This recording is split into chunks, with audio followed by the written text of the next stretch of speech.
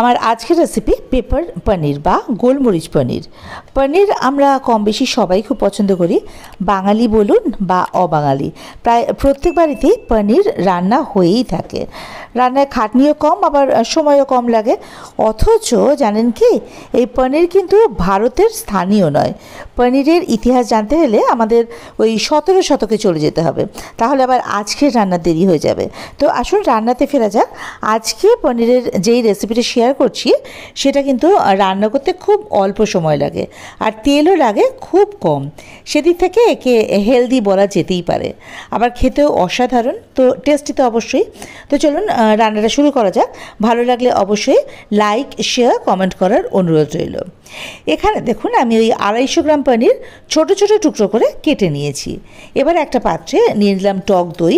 টক দই ওই কাপের 1 কাপ মতো নিয়েছি আর কি, জল ঝরানো একেবারে এই টক দইটা। কিন্তু দিয়ে দিলাম স্বাদ মতো নুন, ওই হাফ টিস্পুন মতো নুন দিলাম। গোলমরিচও কিন্তু হাফ টিস্পুন দিয়েছি।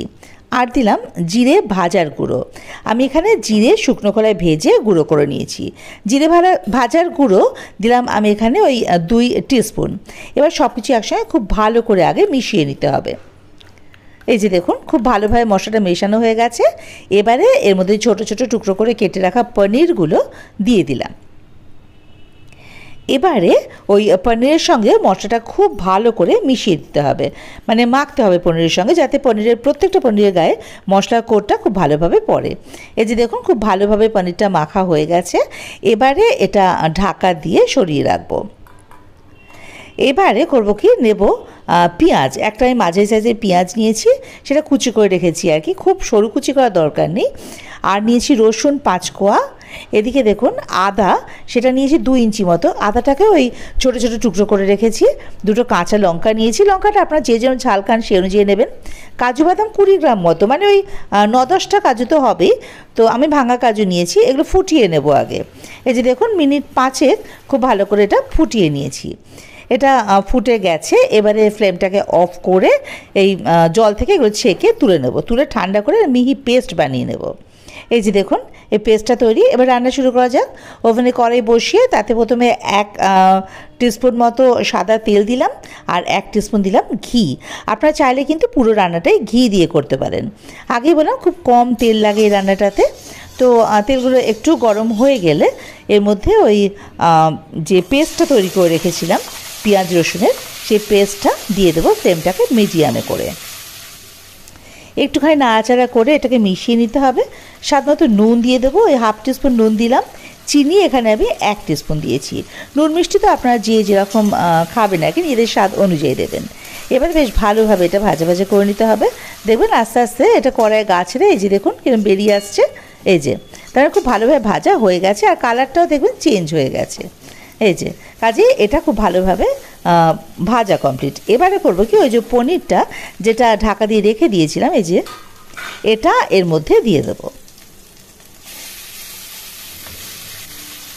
মশলার সঙ্গে পনিরটা খুব ভালো করে আগে মিশিয়ে নিয়ে এবার যেই পাত্রে পনিরটা মেখে রেখেছিলাম সেই পাত্রের মধ্যে তো এখনও মশলা লেগে আছে।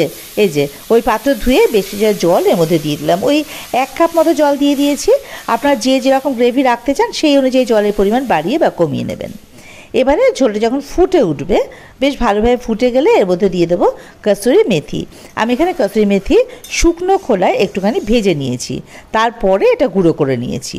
দেখুন 2 টিস্পুন কসুরি মেথি এর মধ্যে এবার দিয়ে দেবো, এতে এর ফ্লেভারটা কিন্তু ভীষণ ভালো আসে। এবার সব কিছু ভালো করে মিশিয়ে দিয়ে ফ্লেমটাকে অফ করে দেবো। আমাদের গোলমরিচ পনির কিন্তু রেডি। বাড়িতে অবশ্যই এই পনির এভাবে একবার রান্না করে খেয়ে দেখুন। আশা করা যায় যে সবার খুবই ভালো লাগবে। আর কত কম তেলে এটা রান্না হয়, আর ইনগ্রিডিয়েন্টসগুলো দেখেছেন একদমই হেলদি, কাজে এটা কিন্তু খাওয়া যেতেই পারে। আর রেসিপিটা কেমন লাগলো আমাকে কিন্তু কমেন্ট বক্সে জানাতে ভুলবেন না। ভালো লাগলে আর এরকম ধরনের আরও রেসিপি পেতে গেলে আমার চ্যানেলটা সাবস্ক্রাইব করে আমার পাশে থাকবেন, আর বেল আইকনটা ক্লিক করে দেবেন, তাতে করে আমি কোনো নতুন রান্না আপলোড করলে তার নোটিফিকেশান সবার আগে আপনাদের কাছে পৌঁছে যাবে।